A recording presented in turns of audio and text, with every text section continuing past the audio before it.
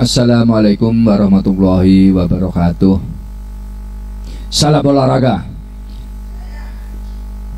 Baiklah anak-anakku sekalian, kita bertemu lagi untuk pelajaran PJOK atau pelajaran olahraga yang sekian lama kita sudah tidak bertemu karena seringkali tiap pertemuan banyak liburnya sehingga kita tak bisa bertemu. Nah, untuk kali ini pertemuan yang terakhir anak-anak, yaitu mungkin minggu depan kita sudah pas atau ulangan ya, tengah master. Maka dari itu untuk kali ini pertemuan yang terakhir, yaitu kita akan membahas permainan bola kecil. Baiklah anak-anakku semuanya, bahwa permainan bola kecil itu apa? Yang jelas kelas 1 dan 2 kalian semua sudah pernah dijelaskan, yaitu oleh Bapak Eko Wahyu maupun Pak Eko Weli ya, dulu untuk permainan bola kecil. Nah, untuk permainan bola kecil kali ini yaitu membahas permainan bulu tangkis. Saya kira anak-anak sudah tahu semua apa permainan bulu tangkis itu. Saya kira sudah tidak asing lagi bahwa permainan bola tangkis ini sudah ya mendunia. Bahkan rakyat Indonesia itu sudah betul-betul permainan bola tangkis ini tahu semuanya. Baiklah anak-anak, kita lanjutkan yaitu berikutnya. Nah, ini adalah gambar-gambar daripada pemain-pemain Indonesia yang sudah menjadi juara. Baik, saya lanjutkan. Sebelum pelajaran kita mulai, baiklah anak-anak semuanya, kita mari berdoa. Semoga apa yang kita akan pelajari ini nantinya akan bisa bermanfaat bagi kalian semuanya. Baik, marilah kita mulai ya, membaca raditu billah. Bismillahirrahmanirrahim. Raditu billahi robba wa bil islami dinna wa bi muhammadin nabiyya wa rasulullah. Rabbi sidni ilma warjukni famma. Ya, baiklah anak-anak semuanya, setelah kita berdoa, saya lanjutkan lagi untuk materi pertama, yaitu sejarah permainan bulu tangkis. Olahraga yang menggunakan ya bulu tangkis, yaitu olahraga yang menggunakan bola dan raket. Ini berkembang di Mesir kuno sekitar tahun ya 2000 tahun yang lalu. Nah, nenek moyang adalah sebuah permainan Tiongkok atau Tionghoa bernama Zhenzi yang melibatkan penggunaan bola tetapi tanpa raket. Objek atau misi permainan ini adalah untuk menjaga bola agar tidak menyentuh tanah selama mungkin tanpa menggunakan tangan ya. Kemudian kalau di negara Cina ada berkembang, kemudian di Inggris sejak zaman pertengahan permainan ini dimainkan oleh anak-anak disebut dengan badress atau menggunakan shuttlecock. Raketnya memakai dayung atau tongkat. Kemudian badress ini cukup populer ya di jalan-jalan ya di London pada tahun 1854 ketika majalah Pond mempublikasikan ya kartun untuk bermain ini. Penduduk Britania membawa permainan ini ke Jepang.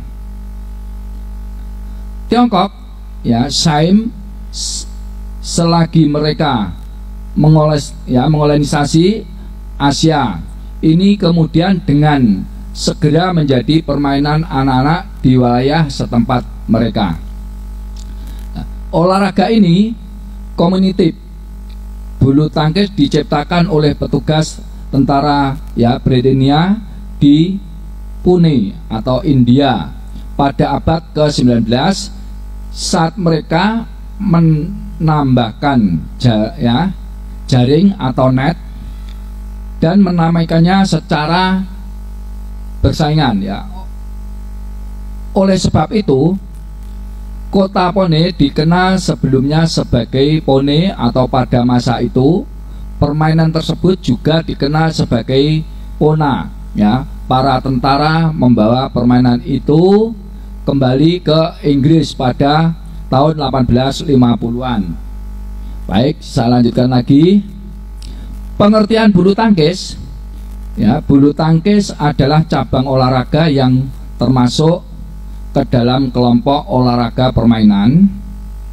Bulu tangkis dapat dimainkan di dalam maupun di luar ruangan ya, di atas lapangan yang dibatasi dengan garis-garis dalam ukuran panjang dan lebar tertentu. Olahraga bulu tangkis dimainkan di atas lapangan yang dibatasi ya, garis tadi. Nah, ukuran panjang dan lebar atau tertentu ini ya dibagi dua, sama besar dan dipisahkan oleh net yang direnggangkan di kedua tiang net yang ditanam di pinggir lapangan. Bulu tangkis adalah suatu permainan yang menggunakan sebuah raket dan shuttlecock yang dipukul melewati sebuah net. Nah, permainan dimulai dengan cara menyajikan bola atau servis, yaitu memukul bola dari petak servis ya, kanan ke petak servis ya, ke kanan lawan, sehingga jalannya bola menyilang. Nah, dari situ mungkin anak-anak sudah bisa memahami. Baiklah, ya ini saya lanjutkan lagi.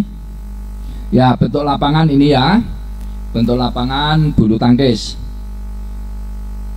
Ya, itu ukuran lapangan bulu tangkis sesuai dengan ya PBWF. Nah, panjang lapangan kurang lebih 13,40 meter. Ya, kemudian lebarnya, kemudian lapangan ya, kemudian lebarnya 6 kali 10, jarak garis servis depan dari garis net sama dengan 1,98 meter jarak garis servis tengah dari garis samping. Kamu lihat ya, ya garis lapangan itu, kemudian sama dengan 0,5 meter jarak garis servis belakang ya dari garis belakang lapangan 0,76 cm. Ya, jadi kamu lihat gambar lapangan ini. Baik, saya lanjutkan lagi. Ya, bidang ya permainan ya ini ada dua nanti ya. Kamu lihat tunggal dan ganda. Jadi di situ kamu melihat lapangan tadi itu ada garis besar dan garis kecil. Nah, di sini dijelaskan bidang permainan pada pertandingan tunggal. Ukurannya itu di bawahnya itu ya, ukurannya bidang permainan bola tunggal yaitu panjang bidangnya permainan 13,40 meter, panjang bidang penerima servis 4,72 meter, lebar bidang permainan 5,18 meter, kemudian lebar bidang penerima servis 2,59 cm. Itu untuk permainan tunggal, itu yang berada garis di dalam yang digunakan. Jadi itu ada dua garis tadi, itu bagian dalam. Nah, kemudian ini ada bidang permainan untuk pertandingan double. Maksudnya double di sini adalah dua orang. Ya, dua orang kanan kiri bermain. Ukurannya bidang permainan ganda sebagai berikut. Panjang bidang permainan 13,40 berarti penuh. Panjang bidang penerima servis 3,96, lebar bidang permainan 6,10, kemudian lebar bidang penerimaan servis 0,35 meter. Jadi di situ kamu lihat tadi gambar itu ya bentuknya. Baik, saya lanjutkan lagi. Ya, Kemudian macam-macam atau ya jenis servis. Di sini ada 4 jenis servis. Pertama yaitu servis pendek.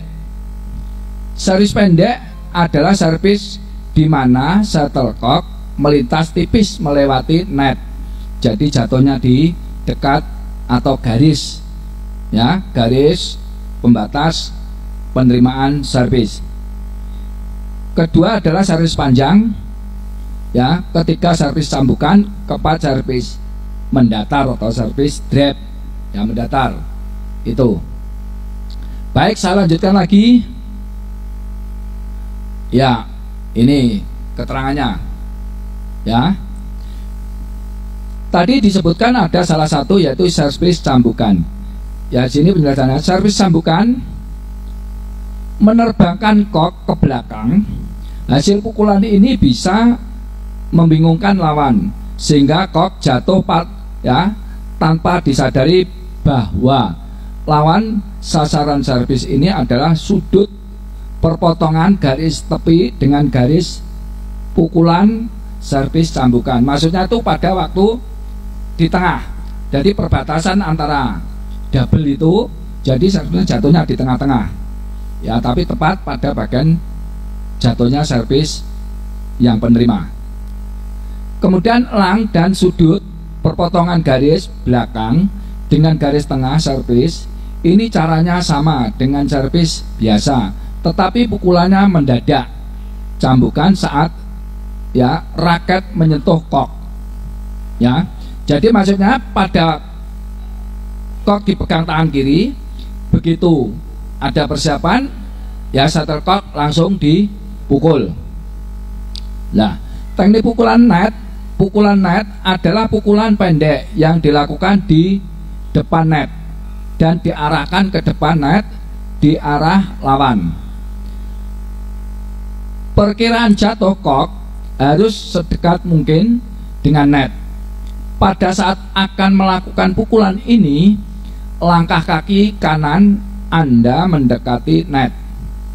Tekuk lutut, posisi kaki lurus di belakang dan lengan diluruskan ke depan, mengarahkan pada kok.